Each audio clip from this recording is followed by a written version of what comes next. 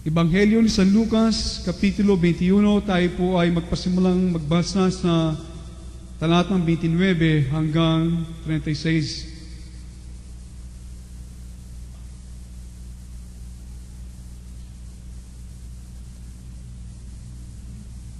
Okay, ating pong sama-samang basahin ito. At sinabi sa kanila ni Jesus ang isang talinghaga, "Tignan ninyo ang puno ng igos at iba pang punong kahoy. Kapag nagdadahon na ito, alam ninyong malapit na ang tag-araw. Gayon din naman, kapag nakita ninyong nangyayari na ang mga ito, malalaman ninyong malapit nang maghari ang Diyos.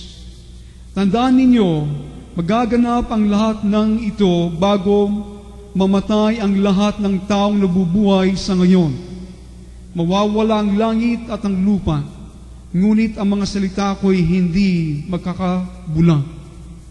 Mag-ingat kayo na huwag magumon sa katakawan at paglalasing at mabuhos ang inyong isip sa mga intindihin sa buhay na ito.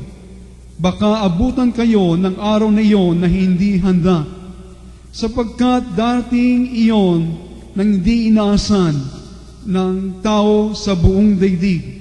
Kaya't maging handa kayo sa lahat ng oras, lagi ninyong idalangin na magkaroon kayo ng lakas upang makaligtas sa lahat ng mangyayaring ito at makaharap sa anak ng tao."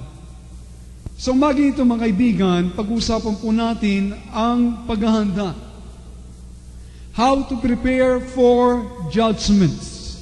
Paano tayo mahanda sa panahon at na dumarating na paghukom at paghahatol ng Diyos. Ilan po mga araw na sa aking pong devotion at hindi ko po lubos na naintindihan ng ilang mga bagay na sinasabi ng Panginoon sa akin. Gayun po man po sa aking devotion sa Book of Psalm, ay ito po ang mga idinidiin ng Diyos sa akin at nais ko po na ating basahin sa Psalm 49. Buksan po natin ating mga Biblia. Psalm 49 verse 5 at saka Psalm 50 verse 14 and 15. Meron pong ilang mga bagay na ipinahayag po ang Diyos na sa akin dito at nais po nating tungayan sandalis, subat hindi po ito ang mga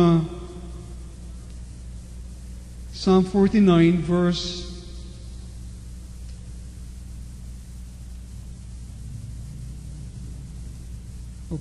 verse 5 at saka Psalm 50 verses 14 and 15. Okay, Psalm 49 verse 5 sinasabi at babasahin po sa wikang English.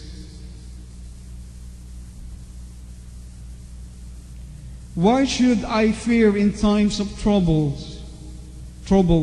when the iniquity of my persecutors surrounds me?" Kaya dito po idininto sa akin ng Panginoon. Binabasa ko po ito, ang buong kabanata ito sa aking devotion noong last Thursday or Friday. At ito po ang dinin ng Panginoon sa sentro po ng lahat ng talatang ito na aking binasa sa Psalm 49 at sa Psalm 50. At sinabi niya, "Why should I fear in times of trouble?" Bakit ako matatakot sa panahon ng kaguluhan at panganib? Sa Psalm 50, sa Psalm 50, verses 14 and 15, alos yun din ang dinin ng Panginoon sa akin. Sabi niya, "Offer to God a sacrifice of thanksgiving, and pay your vows to the Most High, and call upon me in the day of trouble." At tumawag kayo sa akin sa panahon ng kaguluhan at panganib. So doon po binigay ng Panginoon ang kondisyon para tayo mailigtas niya sa panahon ng mga panganib na dumarating. At ako po'y tumanggap sa ating senior pastor ng isang tape, ang message niya last week na kanya sinabi, "The Lord, in this last few months," sabi niya, sa mga nakaraan na mga buwan, "The Lord speaking to me," sabi niya, ang Panginoon po ay nangusap sa kanya kay Dr. Thompson at kinonfirm lamang ang mga sinasabi ng Panginoon sa akin, na sabi niya, bago nakaroon ng digmaan sa Yugoslavia, at ito'y nasa tape, sabi niya, ito yung natanggap ko naman, bago nakaroon digmaan sa Yugoslavia, okay, Ang Panginoon nangungusap sa kanyang puso na patungkol sa digmaan, about war, trouble, catastrophe. Yung pong sinasabi niya sa kanyang spirito. At nagkaroon siya ng confidence after a month or two, nag-break out nga ang kaguluhan at digmaan doon sa Yugoslavia.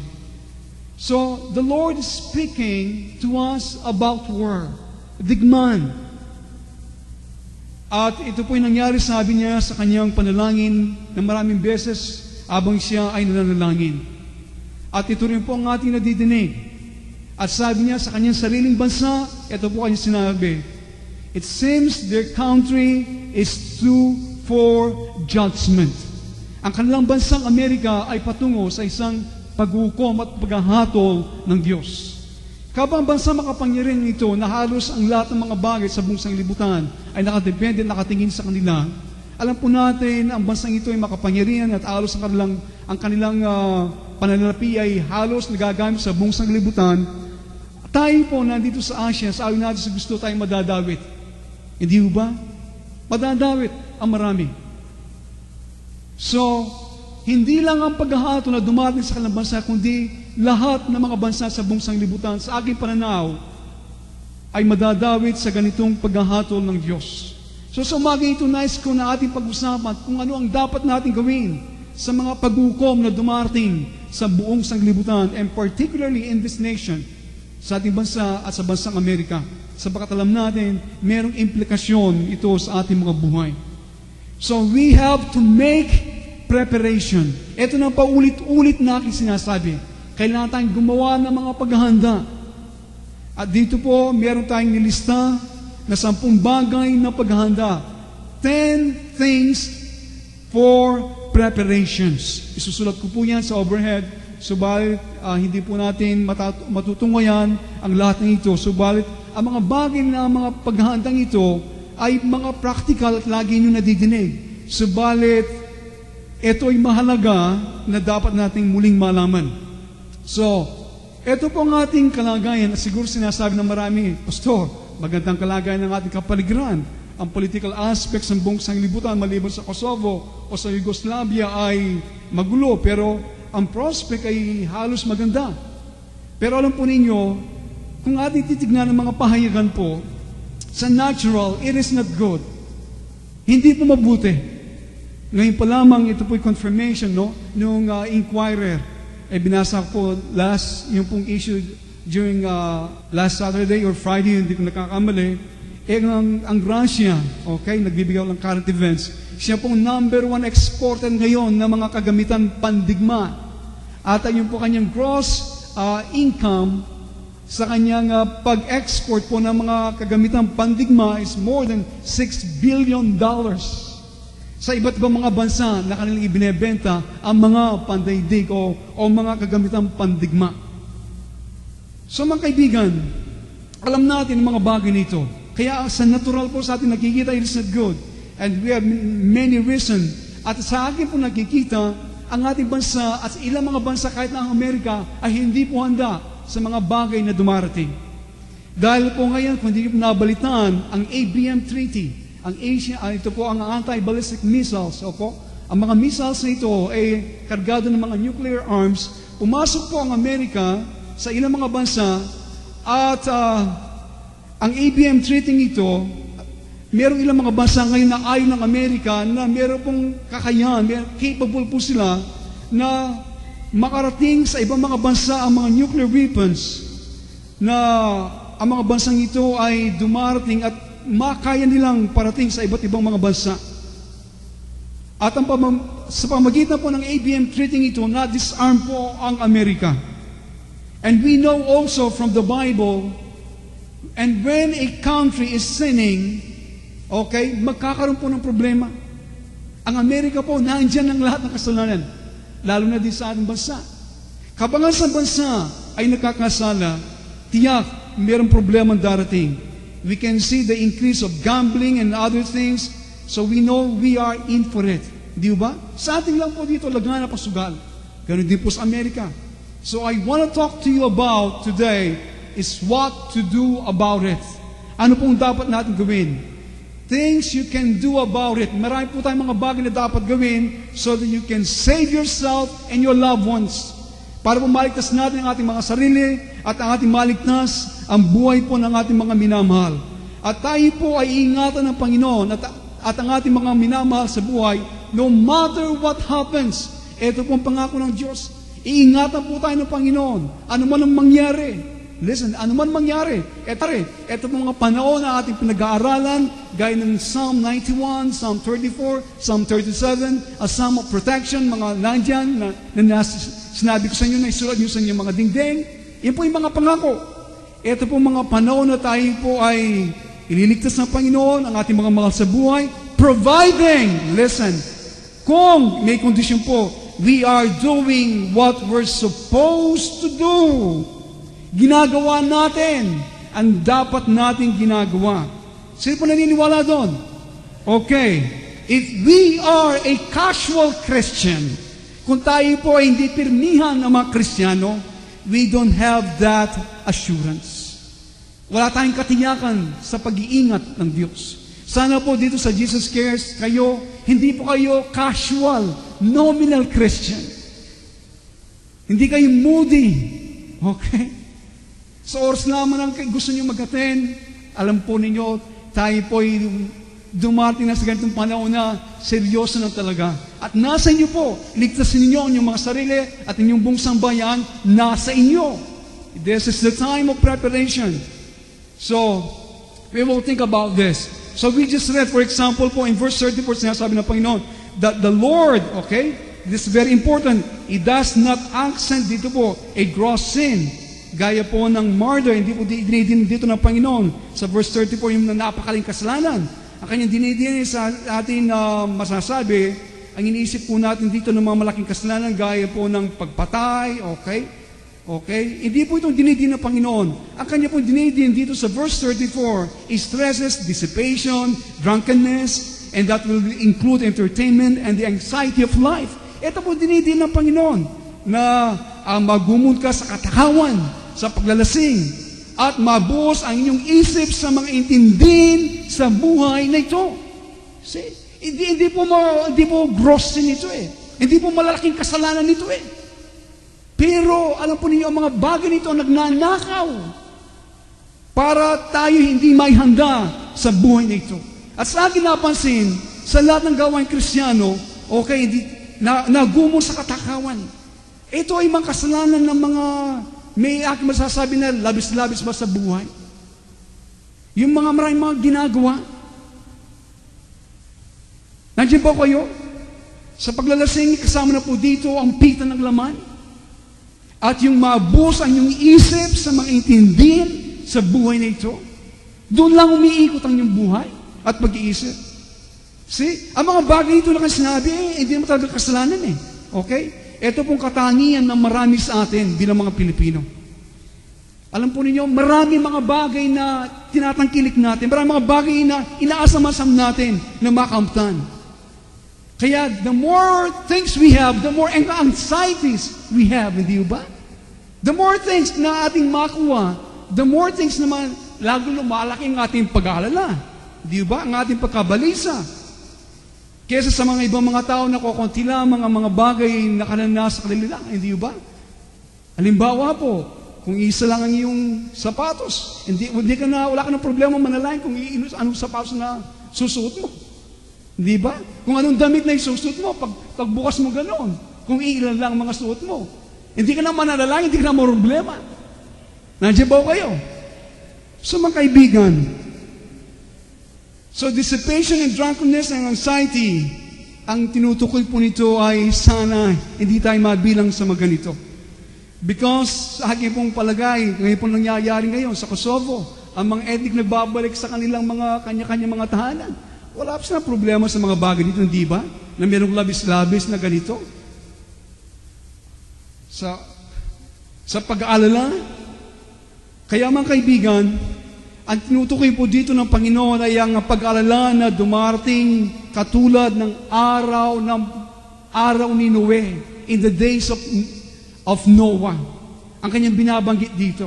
Anong ginagawa po ng mga tao ng panahon ni Noe bago dumating ang baha? They are eating, they are drinking.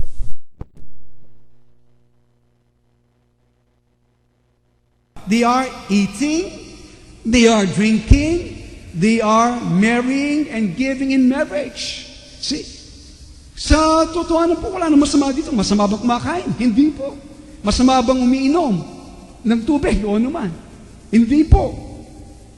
Pag-iipagsandidib, kasalan? Hindi po. Wala pong masama dyan eh. So, ang nangyayari lang po, ito yung mga bagay na nagdudulot ng anxiety. Hindi ba? Gaya po nangyari. Na pag naghahanda ka ng kasal, marami kang intindihin, okay, na ginagawa, marami kang, yung po mga taong responsable, distraction. So, ito po ang surplus, this surfeited, na ang mga bagay na, mga dikta ng ating laman na sumasagana sa ilang maraming mga tao. So, we're not talking about that we might consider gross sin. Okay? Hindi po malaki mga kasalanan ito natin binabanggit. Gaya po ng full-term abortion and other things. So I want to talk to you about preparing yourself for the things that are biblically, okay? Ang mga bagay nito na dapat natin ipaganda. Na ito po isang ayon sa salita ng Diyos. And when I say prophetically, okay? Ito po yung mga bagay na inihula na sa Bible. Kung kayo po yung merong internet, okay? Ang internet po ay nandun ngayon ng lahat ng information na gusto. Maging sa religious, we can get a general sense of what the people with prophetic gifts were saying. Sa internet lamang po, sa religious section, nandun po, madadamo ninyo na. There's a sense of na ang mga, yung po mayroong mga pastor, manggagawa, mayroong mga prophetic gift, nakikita lamang inarap, mayroon pong parehong mga bagay na ating binabanggit ngayong umaga ang kanilang sinasabi. Amen? So we're not alone in this view. And then, from what we see about po na nangyayari sinasabi sa geopolitics, in terms about the possibility of war coming our way, particularly po sa Amerika. Okay? Digma na dumarating. So those three things together keep us from being careless. Marami ngayon mga Kristiyano pabaya dahil po sa mga tatlong mga bagay nito. So we need to prepare. Yun pong aking dinidin. We need to prepare spiritually. Una po spiritually. You notice that the Lord says, tandaan po ninyo, ang Panginoon nagsalita nito, that you may be able to stand before the Son of Man. Yun pong ating objective. Yun pong ating anggana, yun pong ating nilalayon. Na sana po magkaroon kayo ng lakas upang makaligtas sa lahat ng mangyayari ito at makaharap sa anak ng Diyos. Makaharap sa anak ng Diyos. Kaya to be able to face Christ and not to have been distracted spiritually, and therefore, kung itong nangyari sa atin, we are no use to a needy world because of our self-seeking. Kung kayo na-distract, okay? Sa mga bagay na pinagagawa ng Panginoon, alam po ninyo, walang pakinabang tayo sa isang libutan ito na puno ng pangangailangan dahil po sa paghahanap natin sa kapakanan ng ating mga sarili at pag-ibig sa sarili. Dito dinadala ng maraming mga Kristiyano, ang Diyos ang maraming mga Kristiyano, at hindi ito namamalay na marami. Umiikot ang marami sa inyo, sa inyong buhay, sapagkat hindi nyo natutumbok yung mga tinuturo ng Diyos na kailangan nating takwil at isuko sa ating mga buhay. Ang marami sa inyo nakikita ko, itinuturo ng Panginoon na unti-unti kailangan namamatay na tayo sa pag-ibig natin sa ating mga sarili. So, totohanan, hindi po kasalanan.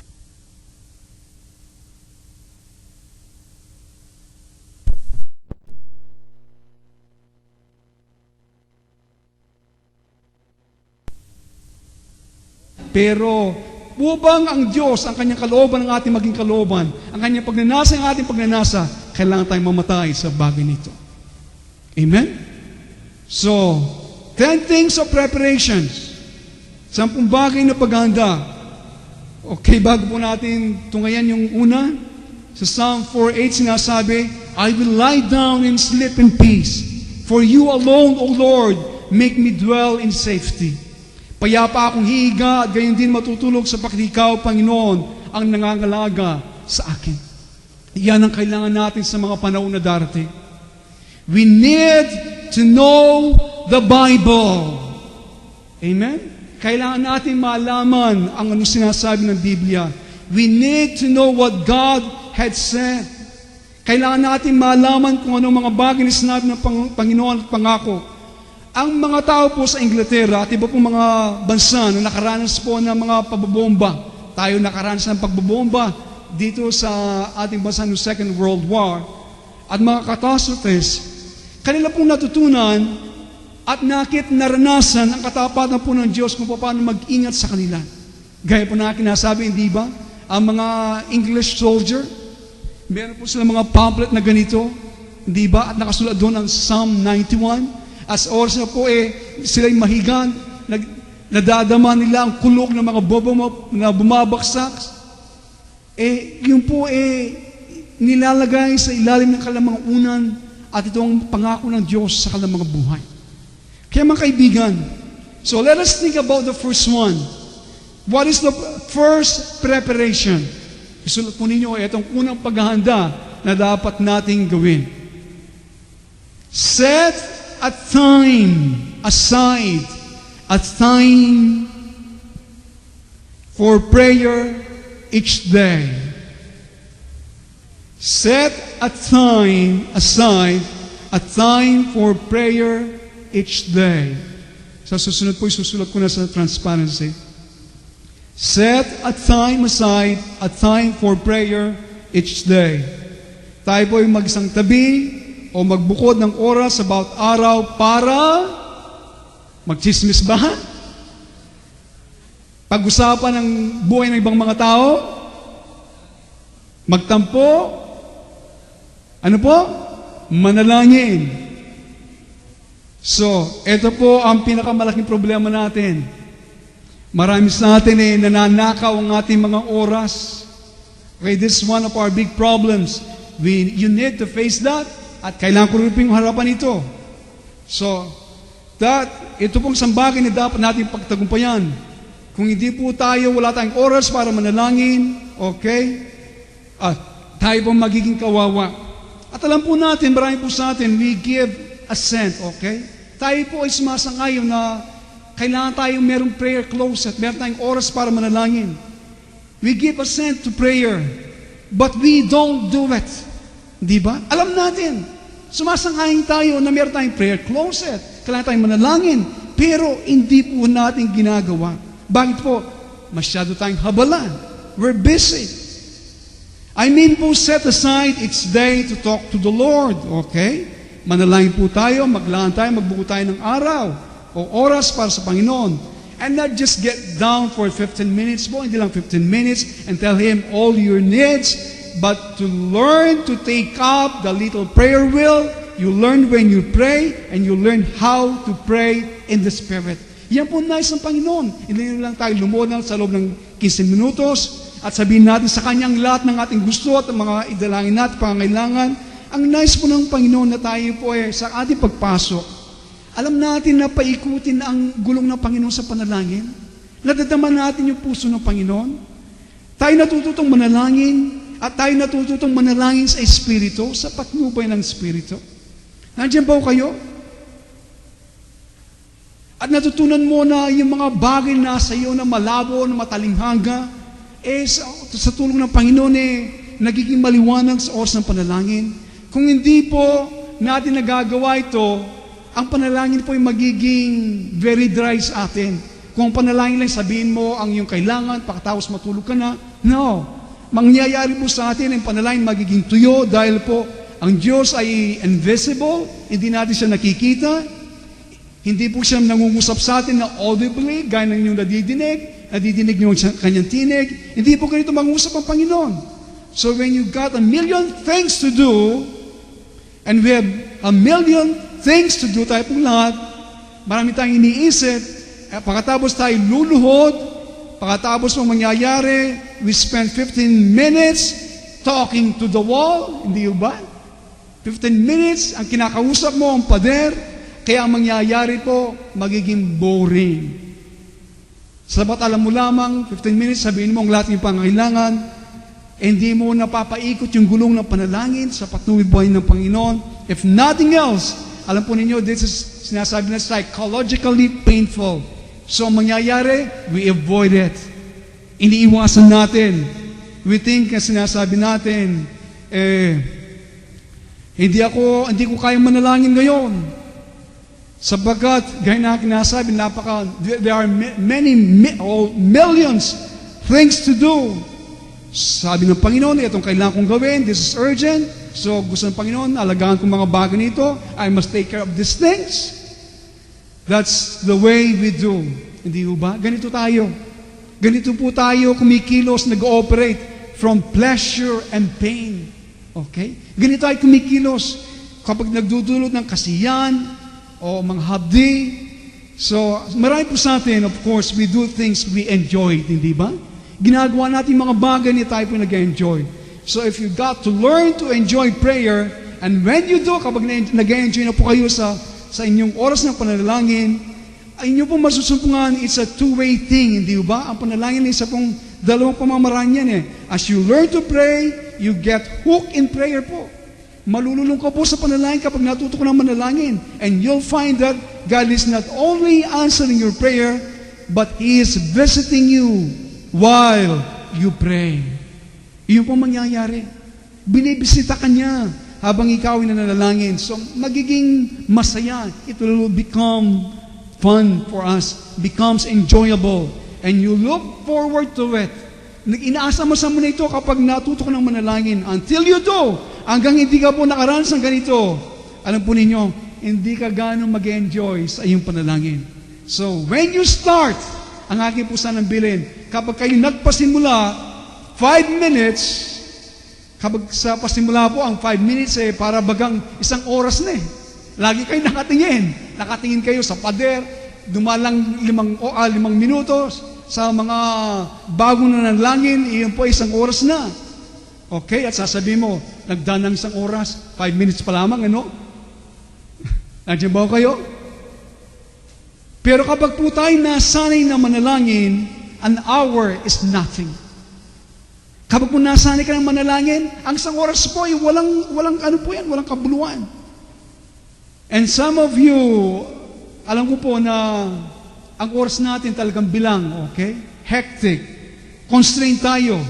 Ilan po dito, 2 trabaho, 3 trabaho, 5 pamilya. Okay? So, wala po akong ganito. We understand that. Pero ito po ang bilin. I'd like to say at least half an hour a day. At least half an hour a day. Magbukod ka ng oras. Ito pong aking bilin, magpasimula ka ng kalaating oras sa buong maghapon. Konti lang po, no? Pero yun ang mainam na pagsimula. Alam po ninyo, pwede nyo gugulin yun sa harapan ng television more than 2 hours 3 hours Hindi ba? Pastor, hindi mo alam, doon ako nagpapahinga. Nandiyan ba kayo? Alam po nyo, hindi tayo nagpapahinga sa harapan ng television. Pinipirito natin ang ating mga utak sa harapan ng television. Prayer will rest you more than the television. Ang panalangin po sa magbigay ng kapahingaan yan. Because God will bless you. Kaya sa akin nakikita, it takes a little character. Kailangan po yung unting lakas ng loob at mga asal natin to get started.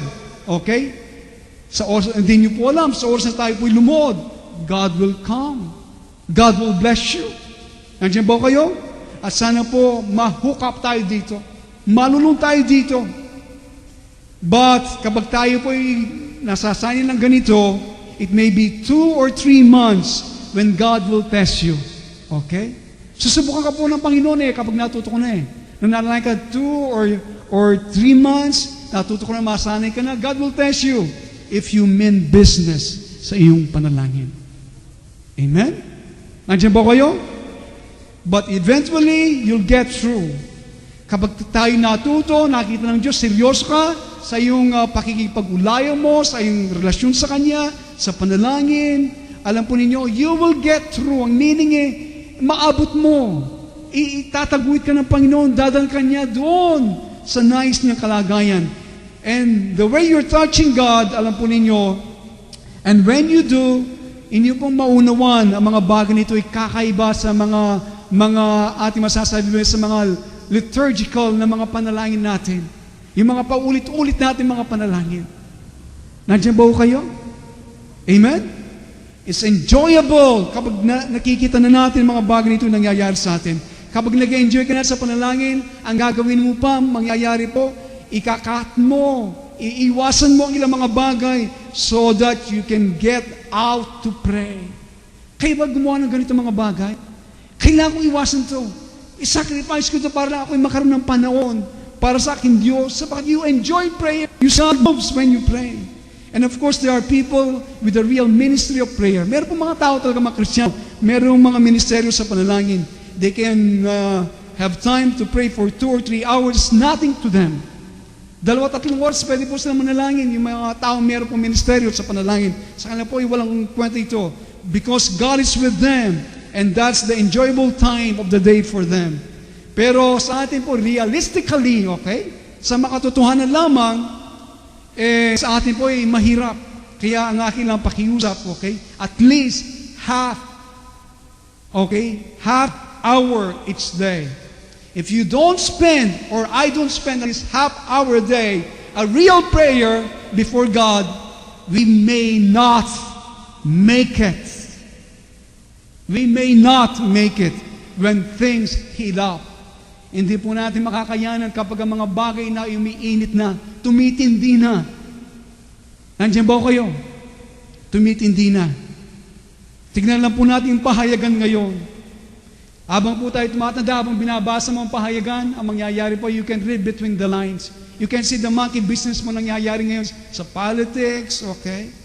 At mangyayari, it ruins the day. At ano pa, some problems comes up, mayroong mga problema dumating sa atin, talagang dilema, talagang problema, and there's no way out, and you can pray it through kung nasanay ka na talagang malampasan mo ito sa pamagitan ng panalangin, you enjoy it, natuto ko na. Kung hindi ka pa natutong lumuhod sa harapan ng Diyos, ang mangyayari po, once that happen, na mangyaring ganito mga bagay, madali bumaksak sa atin ang mga bagay nito. Pero kapag ikaw ay natuto na mag-pray through, natuto ko nang dumalangin, and you know God has heard you, once that happened, you got the answers in the bank. Sa oras na alam mo, meron ka ng katugunan, nandun na sa loob ng bangko. Kapag natuto ko ng manalangin. Amen? Kaya sinasabi po sa 1 John, I know if He hears us, we know we have the answer. See? I know if He hears us. Alam ko, sabi niya, kapag nadinidinig niya tayo, alam ko rin na taglay natin ang katugunan nito. Iyan po kapag natuto ka manalangin, iyon ang assurance mo hindi po isang mental na bagay. That's something you can sense. Ito po isang bagay na yung nadadama. You learn to sense when you pray through. You learn to sense when you pray through. Okay? Madadama po kapag alam mo na ikaw ang iyong panangin tinukod ng Panginoon. Hindi na pa nadama ang ganito mga kalagayan, mga noon.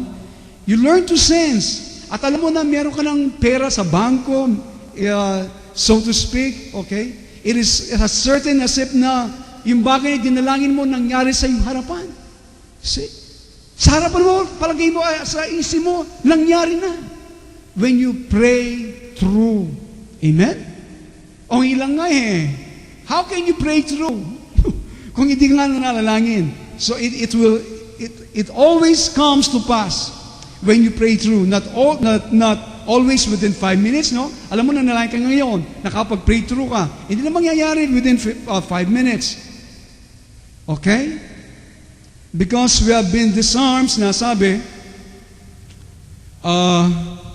pero alam po natin, sa oras na yon, you got it, you don't have to worry about it anymore. Hindi ka na po mag-aalala. Kapag uminit na ang mga bagay, kapag ang mga bagay sa ating kapaligiran, marami na nangyayari, hindi natin inaasahan, alam po ninyo, tayo po ay may katiyakan ng Diyos ay sumasa atin. Amen? So gaya pa natin nasabi, ang maraming mga bansa ngayon ay na-disarm. Defenseless po sila, vulnerable. Nakabukas sila sa anumang atake ng kaaway at ng ibang mga bansa. Listen to this. Ito po, baka hindi po kayo update sa mga, these are military thing, okay? Ang mga long-range rockets, 3 or 4 stage rockets, sinasabi nila, whatever they are, they can reach from Iraq to America, they can reach from Iraq to the Philippines, from North Korea to America, from Iran to America, to the Philippines, from China to America, they can reach there. See? Meron mga rockets na ganito na through missiles lamang mga force-age rocket, they can reach other countries with nuclear warheads. At tayo po, sa ating bansa, hindi pa tayo nakaranas ng tunay na demand. Okay, matindi talaga. Kapag nangyari ito, lalo na sa ating mga Kristiyano ngayon, sa akin nakikita, madali silang bumaksak at maghiwa-hiwalay pag nangyari ang ganitong mga bagay. So mga kaibigan, kung ganito man nangyayari at malapit na mangyari, it will be up to Christian people to demonstrate by their serenity. Okay? Nasa ating po mga Kristiyano na ating ipahayag sa pamagitan ng kapayapaan. Okay? Na ipinapakita po ng Diyos sa atin. Nandiyan ba kayo? Nasa atin po, na ipakita natin sa ating kapayapaan. You can be serene. Pwede po tayong mapayapa. Pwede natin sabihin sa Panginoon, I may die, and my family may die, but I pray through. Pwede mamatay ako, pwede mamatay ang aking pusang bayan. Pero naidalain ko na, lahat ay nasa altar, God is with me. I'm not worried about anything. Pwede ba natin masabi yun? But you see, if you have not been praying each day, at ikaw nasanay na lamang na lampasan ang mga problema, wala kang natututunan, okay? Ang nangyayari, wala kang kapayapaan, ang yung spiritual poise, marami sa atin po nawawala ang ating mga spiritual poise, yung pong spirito na nakatatagan natin, kalagayan natin, you begin to complain, nagrereklamo ka na, dahil sa mga nangyayari sa bansa, okay, sa inyong bansa, sa inyong tahanan. Alam po ninyo, walang mangyayari sa inyo kapag ganito. You won't be a bit of good when the society falls apart.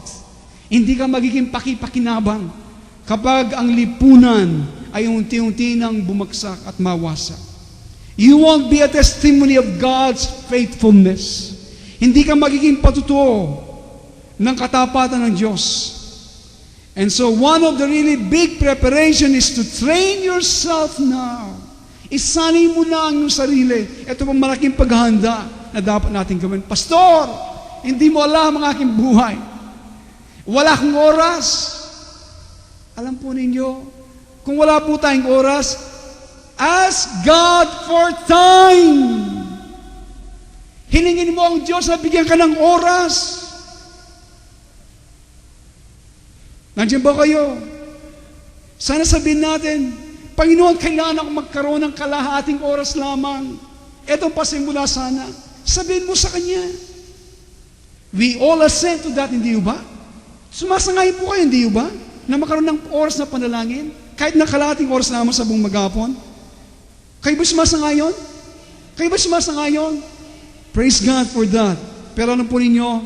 But doing it is something else. Ang paggawa nito ay ibang bagay po, ibang kwento naman. Kaya meron po sinabi sa Reader's Digest, ang ganito po. Meron daw 5 palaka sa Reader's Digest. Nakaupo sa isang ibabaw ng bato sa tabi ng tubigan. At isang palaka ay nagtangka, naglayo na tumulong. At tanong, ilang bang palakang natira? Ilan po? Ilan po?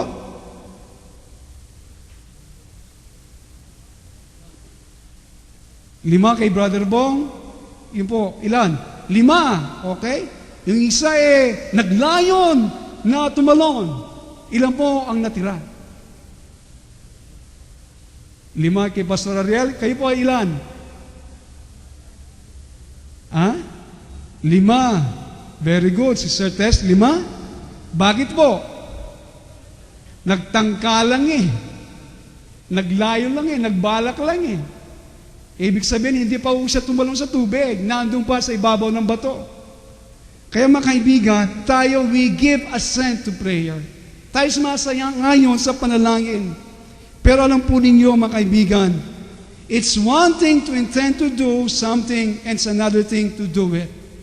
Isang bagay po na iplano mo, magbalak ang gawin, at isang bagay na gawin ang mga bagay nito. It's one thing to intend to pray, it's another thing to make us as important as paying the rent. Sana po ang pagpapahalaga nyo, gawin niyo ang mga bagay nito, katulad ng pagbayad ng ating mga kuryente o pag-upa ng ating mga bahay. Nandiyan ba kayo? O kaya yung check-in natin, nandyan na, pumuputok na. Gagawin mo ang lahat para mabayad mo. Ganito sana ang panalangin. Nandiyan ba kayo? Nandiyan ba kayo? But most of all, it will prepare you because, alam po ninyo, I cannot tell whether the troubles coming tomorrow or 10 years from now. Hindi po natin masasabi, ang kaguluhan na ito ay darating po bukas, makalawa, o baka tapos ng 10 taon. Nandiyan ba kayo? Sapagat po sa spiritual realm po, sa karyan ng mga spiritual, it's a timeless realm. Wala po doon ang oras eh. But you need to be prepared. Amen? Kailangan po tayong maihanda. And that's what we read po. Jesus said, be always on the watch. Yan po sinabi ni Jesus sa ating binasa. Be always on the watch and pray that you may be able to escape all that is about to happen. See? Ang nagsasalita po dito hindi na propeta eh. Ang Panginoon na mismo ang nagsasalita. Kaya maging handa kayo sa lahat ng oras. Lagi ninyong idalangin na magkaroon kayo ng lakas upang makaligtas sa lahat ng mangyayaring ito. See? Nandiyan ba kayo? Kaya alam po ninyo, ang Panginoon hindi magsisinungaling. Kaya sinabi niya, ang langit at lupa ay paong mawawala, mananatili ang aking mga salita. Nasa inyo po kung seryoso kayo sa inyong pinakikinggan. Kaya alam po ninyo, bilang pastor po, no, nililinis ko po, gaya inuugasan ko ang aking kamay ng tubig. Kabang hindi nyo gagawin ang mga bagay nito. So setting aside the time for prayer each day. So the first one is what? Setting aside the time to pray each day. Number 2, meditate in the scripture continually. Yun po. Meditate in the scripture continually. Meditate in the scripture continually. There are 10 things to prepare. Ito po ang pangalawa. Patuloy po natin magnilay-nilay sa banal na kasulatan. Pagmuni-munihan po natin ang kasulatan. Patuloy, hindi po kapag nakasumpong lang tayo. Nandiyan ba kayo? Now, napakarami po sa Biblia na binabanggit ang patungkol po sa meditation about the Scripture. Ang isa po dito ang Psalm 1:2, hindi ba? Alam po natin halos ito na sinasabi sa Psalm 1:2, but His delight is in the law of the Lord, and on His law He meditates day and night.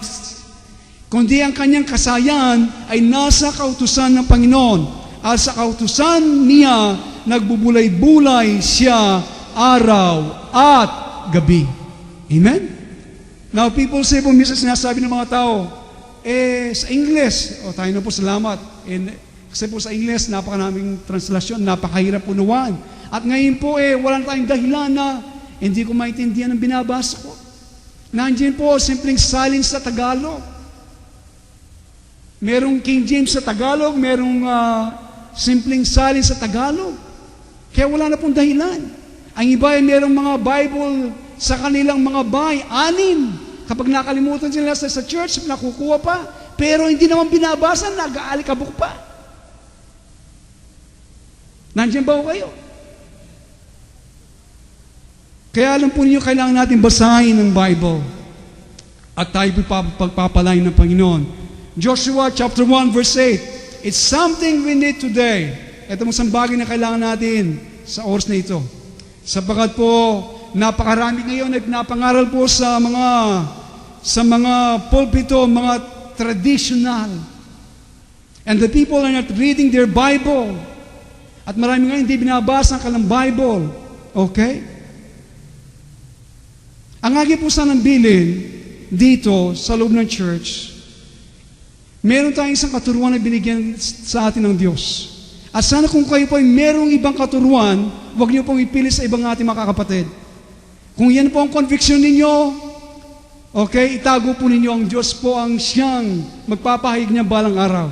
Kung ang mga bagay na ito tinuturo po sa atin dito, at abang nangangaral sa pastor, nagtuturo kayo ng iba, hindi po kayo karapat-dapat dito. Ibang spirit ang ating dinadala. Okay? So ang aking po sanang dalangin, at ang aking pong marami po na ipinapangaral ngayon sa maraming churches ay mga traditional. At ang mga traditional katuruan nito ay ang nangyari po ay malalim nang natanim sa puso ng mga tao. Kaya minsan po, binabasa na mga verses na ito, para bagang wala. Sa kaya Joshua 1:8 po, ganito po sinasabi, "Do not let this book of the law depart from your mouth. Meditate on it day and night, so that you may be careful to do everything written in it. Then you will be prosperous and successful." Ang aklat na ito ng kautusan ay huwag sanang mahiwalay sa iyong bibig, kundi iyong pagbulay-bulayan araw at gabi, upang iyong masunod na gawin ang ayon sa lahat ng nakasulat dito. Sapagkat kung magkagayon, magtatamo ka ng mabuting kawakasan o giginhawa ka at magtatagumpay. Kaya ito pong pinagsasabi sa atin. Tignan po natin ang mga charismatic move ngayon. We Pentecostal, sinasabi nila mga experience-oriented people tayo. And that's why we get into this na mga real harmful errors. Marami may nakakapahamak na mga pagkakamali, gaya po ng mga prosperity message. Yan po nadidig natin. Lagana po yan sa Amerika. At dito rin sa atin. Ang faith message and other things that are not really scriptural.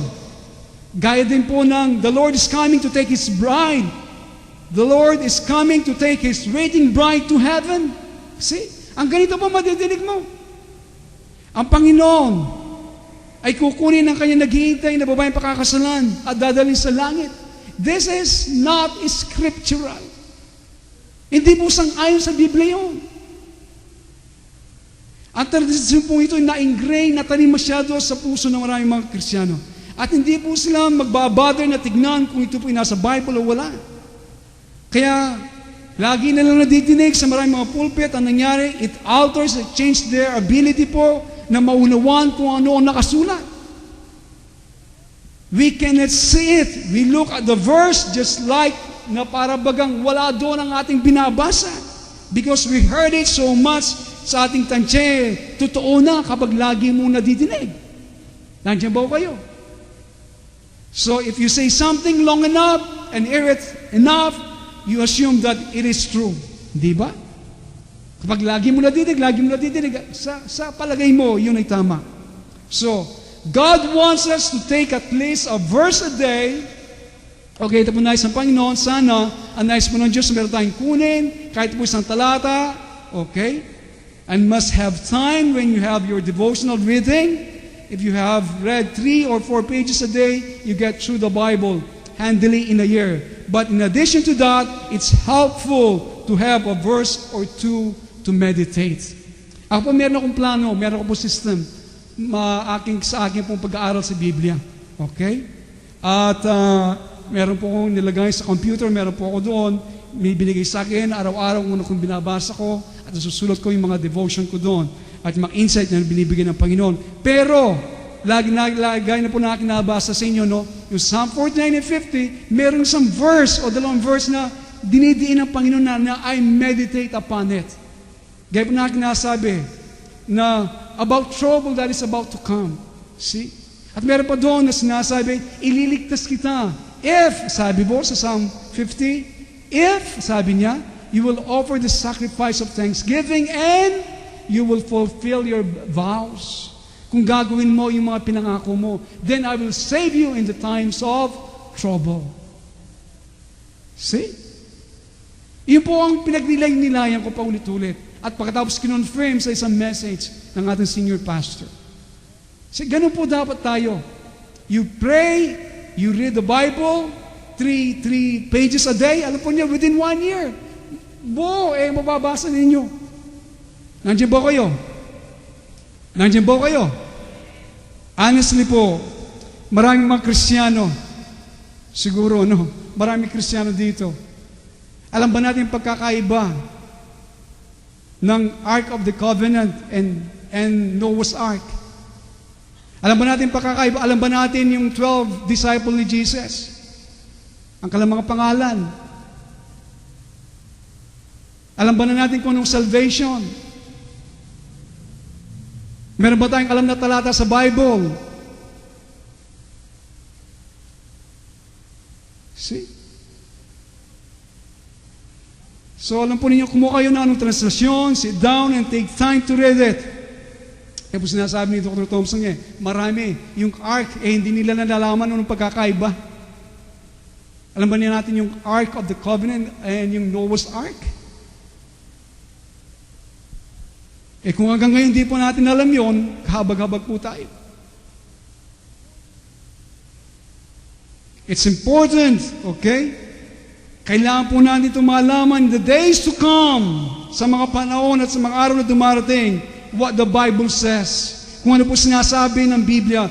Because if you have been taught over and over na ikaw ay mararapture bago ka maghirap, ang mangyayari po, yung mga neighborhood mo, mga katabi mo ay nangyayari. Ayun na, putok na dito, putok na doon, patay na.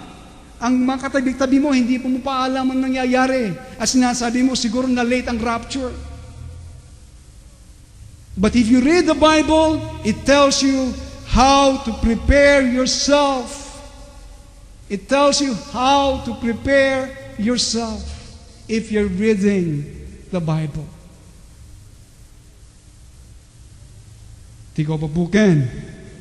So, paano po tayo mahihanda? By praying each day and reading the Bible each day. Amen? Amen? So, alam niyo mga kaibigan na ang mga bagay nito ay mahalaga. Tayo pong lahat ay manalangin.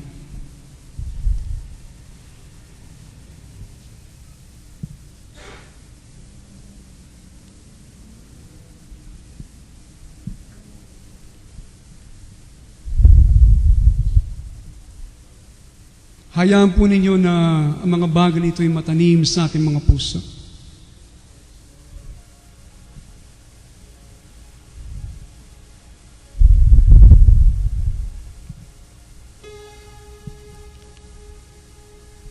Ano po kaya ang sinabi ng Panginoon ngayong umaga sa atin? Merong mga tatlong bagay na ating masasabi, gaya ng sinabi ng Panginoon, they are not gross sin. Hindi malalaki at grabe mga kasalanan. Subat ang mga bagay nito sa akin nakikita, ang pumipilay sa atin. Ang nangyayari na hindi tayo makapaghanda gaya na sinasabi ng Panginoon sa atin. Dissipation, drunkenness, sa kagustuhan ng lamang ito, inahayin natin malasing siya sa dikta ng laman.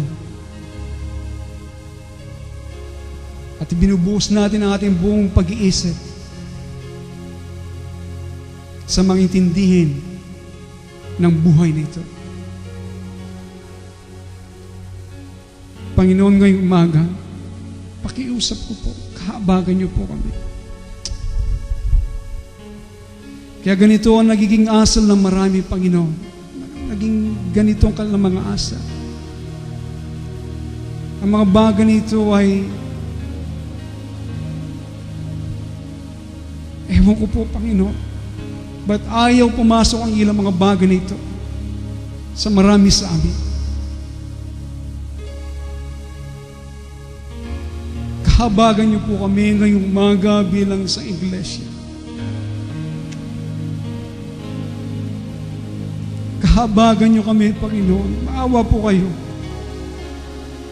Gaya ng aking nasabi, ang mga salita mo na ipinapahayag ay mula sa iyong puso, Panginoon, na hindi ka nakikipagbiruan. Hindi ka na nakikipagbiruan. Subat alam namin, Panginoon, mahabagin ka. Malawak ang iyong pagkaunawa. Matagal bago ka magalit. Subat, Panginoon, ang mga bagay at mga salita na ipinapahayag mo ay hindi nakakain ng ilang mga Kristiyano. Kung ang mga anghel ay nakita ng dalisay na kalwalatian, pinagkatiwalang ganitong mga bagay, at nung sila nagkasala, Panginoon, anong tindi ng iyong paninibugho? Dahil, Panginoon, ang mga bagay na ipinahayag mo at binigay sa kanila ay napakadalisa at napakadakila. Noong ang tao magkasala, Panginoon, binigyan mo siya ng tagapagligtas. Napalayo, pero hindi kasintindi ng paghatol mo sa mga anghel. Panginoon, ganito po ang iyong ibinibigay sa amin sa iglesia ito. Napakaraming mga katotohanan. Inilalabas mo ang iyong puso kung ano ang nadadama mo sa bawat linggo at sa bawat pangungusap mo at sa bawat pakikitungo mo. Panginoon, maraming hindi nakikinig. At ikaw, Panginoon, ay nagseselos sa aming mga puso, sa aming mga oras, sa aming mga tinatangkilik. Panginoon Diyos, nakikita, Panginoon, kung sino ang aming Diyos, at nakikita mo, Panginoon, hindi ikaw, kundi ang mga bagay na aming minamahalaga. Ang mga bagay na ito, Panginoon, ay alam namin na kailangan namin para kami mabuhay, na nakalimutan namin ang lahat na ito ay mula lamang sa iyo. Kaya, Panginoon, kinakailangan mo na kami ituwid mo. Kinakailangan mo, Panginoon, na dumaan kami ng ganitong mga karanasan. Panginoon, patawarin niyo po kami. Tulungan niyo po kami na kaagad na kami po ay magbukas loob, makita mga bagay na tinuturo mo sa aming mga buhay. Itago ang iyong mga salita sa aming mga puso para huwag kami po patuloy na magkasala at lumakad sa dikta ng aming mga laman.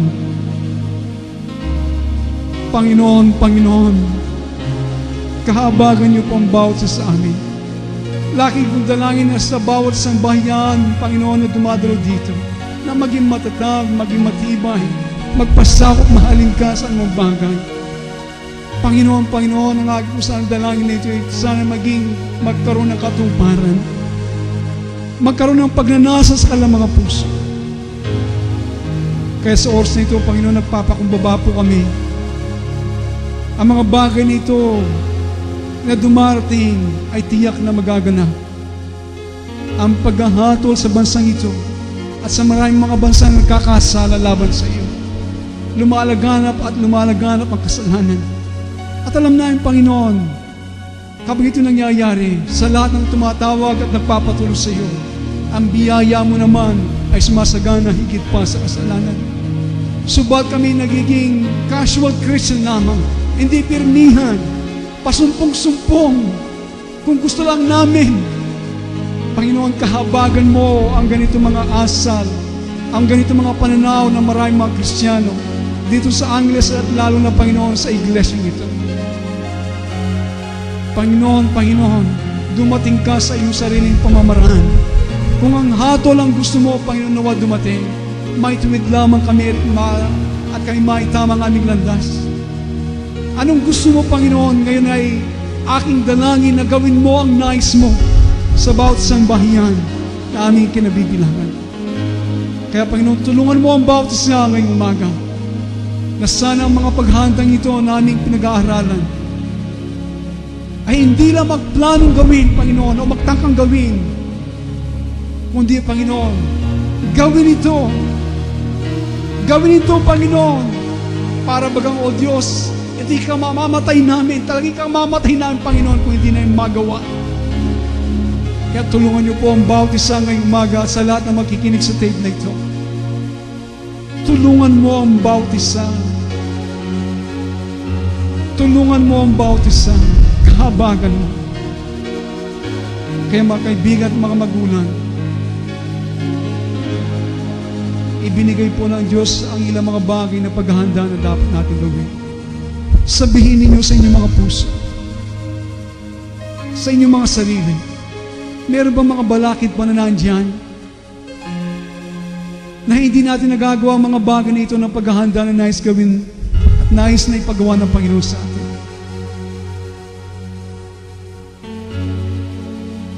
Ang daliri ng Panginoon ay nasa inyong mga puso, nasa inyong mga kamay, nasa inyong mga bibig.